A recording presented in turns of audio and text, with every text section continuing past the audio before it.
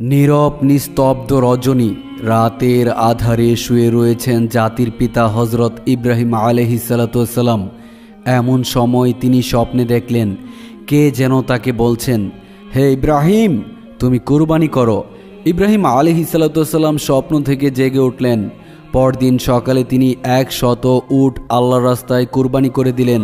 পরের দিন আবার তিনি শুয়ে রয়েছেন। আবার ভেসে আসলো সেই দৈববাণী, কে যেন তাকে বলছেন, হে ইব্রাহিম, তুমি আল্লাহর রাস্তায় কুরবানি করো।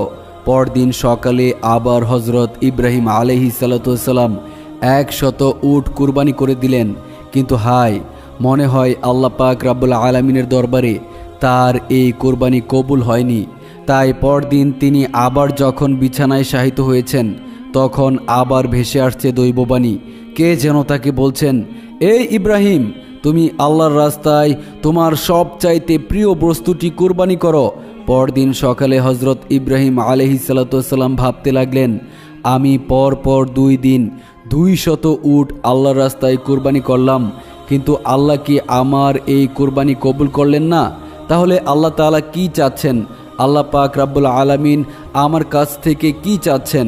অনেক ভাবার পর ইব্রাহিম আলাইহিসসালাম দেখলেন আল্লাহ পাক রাব্বুল আলামিন আমাকে স্বপ্নে বলেছেন, ইব্রাহিম, তুমি তোমার জীবনের সবচাইতে প্রিয় বস্তুটি কুরবানি করো।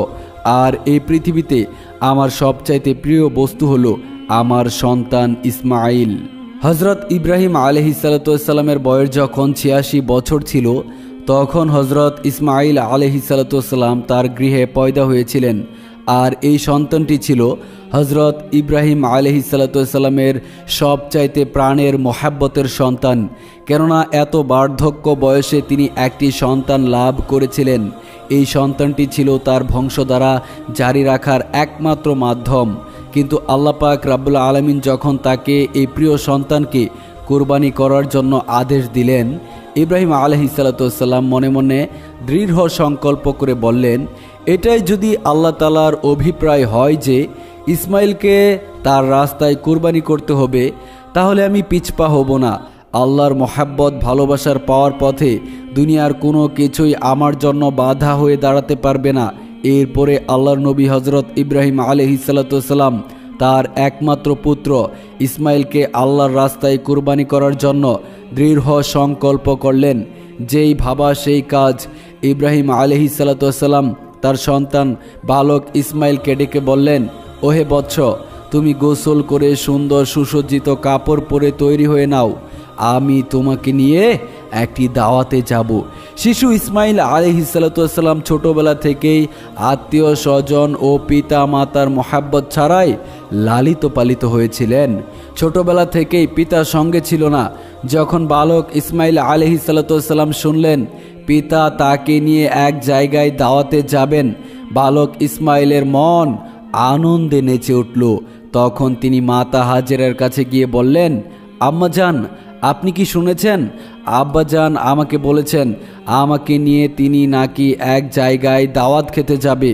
ও আম্মাজান, আপনি তাড়াতাড়ি করে আমাকে গোসল করিয়ে দিন আর উত্তম পোশাকে সজ্জিত করে দিন। আমি আব্বার সাথে দাওয়াত খেতে যাব, আমার যে আর তর সইছে না। তখন বিবি হাজেরা বললেন, সত্যি কি তিনি তোমাকে দাওয়াতে নিয়ে যাবেন? হজরত ইসমাইল আলাইহিসসালাম বললেন, আপনি তাকে জিজ্ঞাসা করে দেখুন না। এরপরে বিবি হাজেরা আলাইহিসসালাম ইব্রাহিম আলাইহিসসালামকে জিজ্ঞেস করলেন, আমার প্রাণের স্বামী, আমি শুনলাম আপনি নাকি ইসমাইলকে নিয়ে একটি দাওয়াতে যাবেন। ইব্রাহিম আলাইহিসসালাম বললেন, ও হাজেরা, তুমি ঠিকই শুনেছ, ইসমাইলকে গোসল করিয়ে সুন্দর পোশাকে সজ্জিত করে দাও, আমি তাকে নিয়ে দাওয়াতে যাব। প্রিয় দর্শক, অনেকেরই মনে হতে পারে হজরত ইব্রাহিম আলাইহিসসালাম আল্লাহর নবী হয়ে বিবি হাজেরা ও ইসমাইল আলাইহিসসালামের সাথে একটি মিথ্যা কথা বলেছেন। কিন্তু মূলত জাতির পিতা হজরত ইব্রাহিম আলাইহিসসালাম তাদের সাথে মিথ্যা কথা বলেননি। গভীরভাবে যদি চিন্তা করা হয়, তাহলে ইব্রাহিম আলাইহিসসালামের এই কথাটি সঠিক ও বাস্তবসম্মত ছিল। কেননা তিনি তো ইসমাইল আলাইহিসসালামকে নিয়ে আল্লাহর একটি দাওয়াতেই যাচ্ছিলেন। এরপরে বিবি হাজেরা আলাইহিসসালাম বালক ইসমাইলকে উত্তম রূপে গোসল করিয়ে সুন্দর পোশাকে সুসজ্জিত করে দিলেন। অতঃপর তাকে তার স্বামীর হাতে তুলে দেওয়ার পূর্বে বললেন, আমার প্রাণের স্বামী, ইসমাইলকে আমি ছোট থেকেই এ পর্যন্ত লালন পালন করেছি, কিন্তু এর মধ্যে আমি তাকে একটি বারের জন্যও আমার দৃষ্টির আড়াল করিনি। আমার প্রিয় স্বামী, আপনি সব সময় তাকে দেখে রাখবেন, কখনোই আপনি তাকে আপনার চোখের আড়াল করবেন না, যতক্ষণ না পর্যন্ত আপনি আর ইসমাইল আমার কাছে ফিরে আসছেন, ততক্ষণ পর্যন্ত আমি উদ্বিগ্ন থাকব এবং আপনাদের পথ পানে চেয়ে আমার সময় কাটাবো। হজরত ইব্রাহিম আলাইহিসসালাম হাজেরার এই কথা শুনে কোনো কিছু উত্তর করলেন না। তার হৃদয়ের মধ্যে এক তুফান বয়ে যাচ্ছিল। তিনি মুখ ফুটে কোনো কথা বিবি হাজেরাকে বলতে পারছিলেন না। তার অশ্রু যেন দু চোখ বেয়ে বেরিয়ে আসতে চাইছিল, কিন্তু তিনি তার চোখের অশ্রুগুলিকে আল্লাহ পাক রাব্বুল আলামিনের মোহাব্বতের দরিয়ায় চাপা দিয়ে রেখেছিলেন। এরপরে হজরত ইব্রাহিম আলাইহিসসালাম বালক ইসমাইলকে নিয়ে চলতে লাগলেন মিনার পাহাড়ের দিকে। অভিশপ্ত ইবলিস যখন দেখল জাতির পিতা হজরত ইব্রাহিম আলাইহিসসালাম আল্লাহ পাক রাব্বুল আলামিনের আদেশ পালন করার অর্থে তার একমাত্র পুত্র সন্তানকে জবাই করার জন্য দৃঢ় সংকল্প করেছে, তখন তার সহ্য হলো না। সে বলতে লাগলো, হায় রে, আমি ইবলিস মানব জাতির জন্য বেহেশত থেকে বহিষ্কৃত হয়েছি এবং চিরস্থায়ী জাহান্নামী হয়েছি, আর সেই মানব জাতির একজন সন্তান ইব্রাহিম আল্লাহ তাআলার আদেশ পালন করে তার প্রিয় ভাজন হবে, এটা আমি কিভাবে সহ্য করব? কোনোভাবে এটা হতে দেওয়া যাবে না। যে করে হোক ইব্রাহিমকে এই কাজ থেকে ফিরিয়ে রাখতেই হবে। তাই ইবলিস তার চক্রান্ত ষড়যন্ত্র বাস্তবায়নের জন্য সর্বপ্রথম বিবি হাজেরা আলাইহিসসালামের কাছে একজন ভালো মানুষের বেশে উপস্থিত হলো। বিবি হাজেরা আলাইহিসসালামের কাছে গিয়ে বলল, ও হাজেরা, তুমি কি জানো তোমার স্বামী ইব্রাহিম তোমার সন্তান ইসমাইলকে কোথায় নিয়ে যাচ্ছেন? বিবি হাজেরা আলাইহিসসালাম বললেন, কেন? তিনি তাকে একটি দাওয়াতে নিয়ে যাচ্ছেন। ইবলিস বলল, আমি এতদিন ঠিকই শুনেছি নারী জাতি অত্যন্ত সহজ সরল ও ভোলাবালা। তাদেরকে যে কোনো মিথ্যা কথা বলে ও প্রতারণামূলক কথা বলে ধোঁকা দেওয়া যায়। তোমার স্বামী তোমাকে ধোঁকা দিয়েছে। বিবি হাজেরা আলাইহিসসালাম শয়তানের মুখে এই কথা শুনে বললেন, তুমি এ কেমন কথা বলছো? আমার স্বামী আল্লাহর নবী, তিনি কিভাবে আমাকে ধোঁকা দিতে পারেন? আমি তোমার কথা বিশ্বাস করি না। আর সত্যি করে বলো, তুমি কে? কি উদ্দেশ্যে আমার স্বামীর বিরুদ্ধে তুমি আমাকে প্ররোচিত করছো? তুমি এখনই আমার কাছ থেকে দূর হয়ে যাও। শয়তান বলল, ও হাজেরা, এখন তো তুমি অত্যন্ত তেজের সাথে কথা বলছো, কিন্তু কালকে যখন দেখতে পাবে সত্যি ইব্রাহিম তার সন্তান ইসমাইলকে জবে করে দিয়েছে, তখন দেখা যাবে তোমার এত তেজ কোথায় যায়। বিবি হাজেরা আলাইহিসসালাম বিরক্ত হয়ে বললেন, আচ্ছা তুমি কি বলতে চাচ্ছ একটু খুলে বলো তো? শয়তান বলল, আমি সে কথা বলার জন্যই তোমার কাছে এসেছি। বিবি হাজেরা বললেন, তুমি কি আমাকে বুঝিয়ে বলতে পারো এর কি কোনো যুক্তি হয়? একজন পিতা কেন তার একমাত্র নিরপরাধ সন্তানকে জবাই করবে? শয়তান বলল, ও হাজেরা, ইব্রাহিম খামাকা ইসমাইলকে জবে করবে না। আল্লাহ পাক রব্বুল আলামিন তাকে নির্দেশ দিয়েছেন তিনি যেন ইসমাইলকে তার রাস্তায় জবে করেন। সে কারণে ইব্রাহিম তার পুত্র ইসমাইলকে জবে করতে মিনার পাহাড়ের দিকে নিয়ে যাচ্ছে। এখনও সময় আছে, তুমি তাড়াতাড়ি ইসমাইলকে তার হাত থেকে রক্ষা করো, নইলে দেখবে ইব্রাহিম তোমার পুত্র ইসমাইলকে আল্লাহর আদেশ পালন করতে গিয়ে জবে করে দিয়েছে।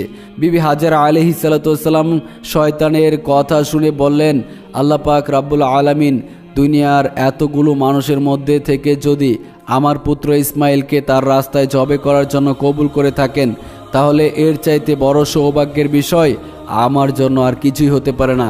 শুধু একজন ইসমাইল নয়, আল্লাহ পাক রব্বুল আলামিন যদি আমাকে হাজার হাজার সন্তান দিতেন, আর সেই হাজার হাজার সন্তানকেও যদি আল্লাহর রাস্তায় কুরবানি করার হুকুম দেওয়া হতো, আমি নির্দ্বিধায় আমার সেই হাজার হাজার সন্তানকেও আল্লাহর রাস্তায় কোরবানি করে দিয়ে খুশি হয়ে যেতাম এবং আল্লাহ তাআলাকে খুশি করতাম। আমি বুঝতে পেরেছি তুমি মারদুদ, তুমি শয়তান, তুমি ইবলিস। আমি কোনোভাবেই তোমার ধোঁকা শুনব না। তুমি ধোঁকা দিতে ও প্ররোচিত করতে আমার কাছে এসেছ। আমি তোমার কাছ থেকে আল্লাহর আশ্রয় প্রার্থনা করছি। আউযু বিল্লাহি মিনাশ শাইতানির রাজিম। লা হাওলা ওয়ালা কুওয়াতা ইল্লা বিল্লাহিল আলিয়্যুল আযীম। হে ইবলিস, তুমি এখনই আমার চোখের সামনে থেকে দূরে চলে যাও। বিবি হাজারা আলাইহিস সালামের এই তেজদীপ্ত বক্তব্য শুনে ইবলিস তার কাছে আর টিকতে পারল না। অবশেষে সেখান থেকে পাগলা কুকুরের মতো ল্যাজ গুটিয়ে পালিয়ে গেল। ইবলিস যখন দেখল বিবি হাজারাকে ধোঁকা দিয়েও কোনো রকমে কাজ করা যাচ্ছে না, তখন সে চিন্তা করতে লাগলো যে যাই, বালক ইসমাইলকে গিয়ে এবার ধরি। হজরত ইসমাইল আলাইহিসসালাম ইব্রাহিম আলাইহিসসালামের পিছনে পিছনে চলছিলেন এবং তিনি কিছুটা তার পিছনেই ছিলেন। ইবলিস তখন ইসমাইল আলাইহিসসালামকে হাতের ইশারায় ডেকে ইব্রাহিম আলাইহিসসালামের থেকে আরও দূরত্বে নিয়ে গেল। এরপর সে ইসমাইলকে বলল, ও ইসমাইল, তুমি কি জানো তোমার পিতা তোমাকে কোথায় নিয়ে যাচ্ছে? ইসমাইল আলাইহিসসালাম বললেন, কেন, দাওয়াত খেতে নিয়ে যাচ্ছে। ইবলিস বলল, ও হে বালক, তুমি তো অত্যন্ত কচি ও ছোট, তোমার মন সাদাসিধে ও ভোলা ভালা, তাই তোমার পিতা তোমাকে দাওয়াত খাওয়ার কথা বলে ধোঁকা দিয়েছে। ইসমাইল আলাইহিসসালাম বললেন, তুমি এ কেমন কথা বলছো? কেন আমার পিতা আমাকে ধোঁকা দিবে? আমি তার একমাত্র সন্তান। এতদিন পরে তিনি আমার সাথে দেখা করতে এসেছেন, ধোঁকা দেওয়ার উদ্দেশ্য কি হতে পারে তার? ইবলিস বলল, ও ইসমাইল, তুমি জেনে রাখো, তোমার পিতা তোমাকে দাওয়াত খাওয়ার কথা বলে ধোঁকা দিয়ে জবে করার জন্য নিয়ে যাচ্ছে। মিনার পাহাড়ে গিয়ে তিনি তোমাকে জবে করে দিবেন। ইসমাইল আলাইহিসসালাম বললেন, এটা কোনো যুক্তি হতে পারে যে কোনো পিতা তার একমাত্র সন্তানকে বিনা কারণে জবে করে দিবেন? ইবলিস তখন বলল, ও ইসমাইল, তোমার পিতা বিনা কারণে তোমাকে জবে করবেন না। আল্লাহ পাক রাব্বুল আলামিন তাকে নির্দেশ দিয়েছেন তিনি যেন তোমাকে তার রাস্তায় জবে করে দেন, আর আল্লাহর নির্দেশ পালন করার জন্যই তোমার পিতা তোমাকে মিনার পাহাড়ে জবে করার জন্যই নিয়ে যাচ্ছে।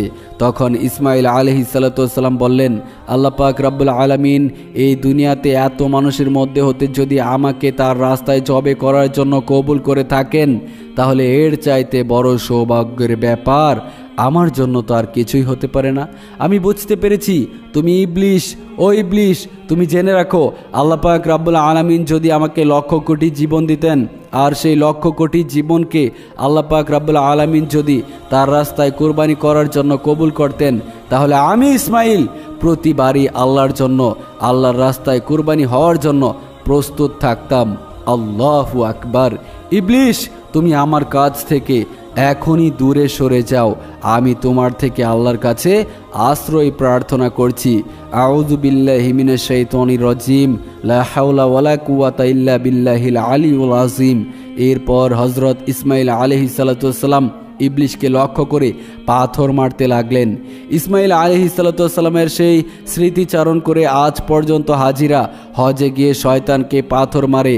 এরপরে হজরত ইব্রাহিম আলাইহিসসালাম পুত্র ইসমাইলকে নিয়ে মিনা প্রান্তরে উপস্থিত হলেন। ইসমাইল আলাইহিসসালামকে জবে করার পূর্বে জাতির পিতা হজরত ইব্রাহিম আলাইহিসসালাম তার সাথে একটি পরামর্শ করে নিতে চাইলেন। কুরআনের ভাষায় ইব্রাহিম আলাইহিসসালামের সেই পরামর্শের বাক্যগুলি ছিল এরূপ। অতঃপর ইব্রাহিম আলাইহিসসালাম বললেন, হে বৎস, আমি স্বপ্নে দেখেছি যে তোমাকে আমি জবে করছি, এখন তোমার অভিমত কি বলো? সে বলল, হে আমার পিতা, আপনি যা আদিষ্ট হয়েছেন তাই করুন। আল্লাহর ইচ্ছা করলে আপনি আমাকে ধৈর্যশীলদের অন্তর্ভুক্তই পাবেন। সূরা সাফফাত আয়াত 102। হজরত ইসমাইল আলাইহিসসালামের জবাব শুনে ইব্রাহিম আলাইহিসসালাম অত্যন্ত খুশি হলেন। হজরত ইসমাইল আলাইহিসসালাম তার পিতাকে লক্ষ্য করে বললেন, ও আব্বাজান, আপনি তো আমাকে জবে করে দিবেন, তার পূর্বে আমার কয়েকটি অনুরোধ রয়েছে, আপনি দয়া করে আমার সেই অনুরোধগুলো রক্ষা করবেন। ইব্রাহিম আলাইহিসসালাম বললেন, বৎস, তুমি তোমার আর্জিগুলি পেশ করতে পারো, আমি সেগুলি যথাসাধ্য রক্ষা করার চেষ্টা করব। তখন ইসমাইল আলাইহিসসালাম বললেন, ও আব্বাজান, আমাকে জবে করার পূর্বে আমার হাত পা উত্তম রূপে বেঁধে নেবেন। দেখা যায় জবে করার সময় জীবজন্তুগুলো তাদের হাত পা ছোড়াছুড়ি করে, তেমনইভাবে মৃত্যুর যন্ত্রণা সহ্য করতে না পেরে আমিও যদি আমার হাত পাগুলি ছোড়াছুড়ি করি আর তা যদি আপনার শরীরে গিয়ে লেগে যায়, এতে আমার বেয়াদবি হবে। আর আমি চাই না মৃত্যুর পূর্বে আমার পিতার সাথে বেয়াদবি করে মরতে। অতএব হে আব্বাজান, আপনি আমার এই অনুরোধ রক্ষা করবেন।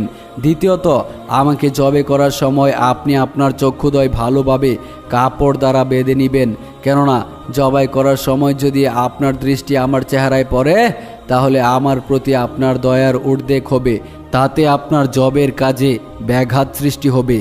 আর আমি চাই না আমার চেহারার কারণে আপনি আল্লাহ পাক রাব্বুল আলামিনের আদেশ পালন করতে কোনো বাধার সম্মুখীন হন। তৃতীয়ত, আমার যে আবদার তা হলো কোরবানি করার পর যখন আপনি গৃহে প্রত্যাবর্তন করবেন তখন আমার রক্তমাখা জামা কাপড়গুলো নিয়ে আমার জনমদুঃখী আম্মার নিকট সমর্পণ করবেন এবং তাকে আমার সালাম জানাবেন ও বলবেন যে তার এই ত্যাগের বিনিময়ে আমরা একত্রে বেহেশতে অবস্থান করতে পারব। এবং তাকে আরও বলবেন যে আল্লাহ পাক তার নির্দেশ পালন করার জন্য যে তৌফিক আমাদেরকে দিয়েছেন তার জন্য তিনি যেন শুকরিয়া আদায় করেন এবং তিনি যেন আমার জন্য কোনোরূপ দুঃখ প্রকাশ না করেন। পুত্রের মুখে এই কথাগুলো শ্রবণ করে হযরত ইব্রাহিম আলাইহিসসালাম অত্যন্ত সন্তুষ্ট হলেন। তিনি তার আস্তিনের নিচে পূর্বেই এক গাছি দড়ি ও একখানা ছুরি লুকিয়ে রেখেছিলেন। অতঃপর তিনি সেই দড়ি বের করে হযরত ইসমাইল আলাইহিসসালামের হাত ও পা ভালোভাবে বেঁধে নিলেন। এরপর তার চোখে একখানা কাপড় বেঁধে নিলেন। এরপর হযরত ইসমাইল আলাইহিসসালামকে জবে করার জন্য মাটিতে শুইয়ে দিলেন। জাতির পিতা হযরত ইব্রাহিম আলাইহিসসালাম হাতে ছুরি নিয়ে প্রস্তুত রয়েছেন। তিনি জবে করবেন তার একমাত্র সন্তান ইসমাইলকে। তিনি এর মাধ্যমে চাচ্ছেন আল্লাহ পাক রাব্বুল আলামিনের আদেশ পালন করতে। তিনি সংকল্প করেছেন আল্লাহর আদেশ পালন করতে তাকে পৃথিবীর কোনো শক্তি বাধা দিতে পারবে না। পিতা তার পুত্রের গলায় ছুরি চালিয়ে দিবেন। আল্লাহর প্রেম ও মহাব্বতে মাতোয়ারা হয়ে এই দৃশ্য দেখে আসমান ও জমিনের ফেরেশতারা প্রকম্পিত হয়ে যাচ্ছে। তারা আল্লাহর তাসবিহ ও পবিত্রতা ঘোষণা করে যাচ্ছে। এরপরে হযরত ইব্রাহিম আলাইহিসসালাম পুত্র ইসমাইলের গলায় ছুরি চালাতে যাবেন।